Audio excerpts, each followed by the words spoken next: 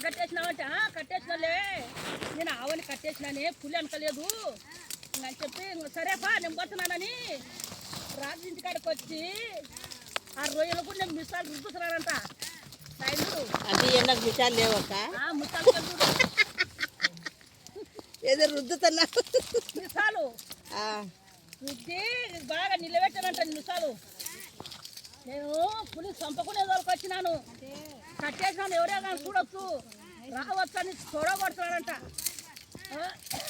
తొడగొడుతుంటే అప్పుడేం చేశారు, ఆ రాజు లేచి ఏమి ఇక చంపన్నా ఇక్కడుతున్నావు ఉందంట. రాజా నేను పులిని చంపలే, ఇంటికే పట్టుకొచ్చి కట్టేసిన చూస్తున్నారంటున్నాడంట.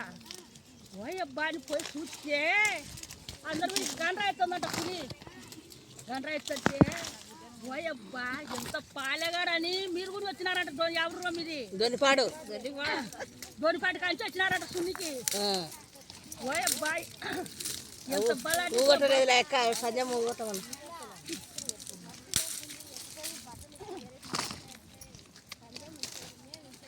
ఎవరేమన్నా కాలిపోతుందలేదే యాడికి కాలేదు లేరు కాలేదులే. ఏం చేశానంటే అప్పుడు రాజు చూసి ఎక్కట్లేని సమరం అయిపోయిందంట. ఎక్కట్లే సమరం అయితే నువ్వు ఈ కదంపన్నా నువ్వు నాకు దేవుడివి, నాకు నువ్వు ఇంట్లో సాగనైనా నాకేం కావాలని రాజు సమ్మరు పట్టాడంట. నైనాంగా పట్టుకొచ్చినావు కదా దాన్ని చంపండి అంట. రాజా పట్టుకొచ్చే వంతేనాది చంపేందుకు మీరన్నారంట. వాళ్ళు ఏం చేసినారు, కాల్చి పాటగినారు.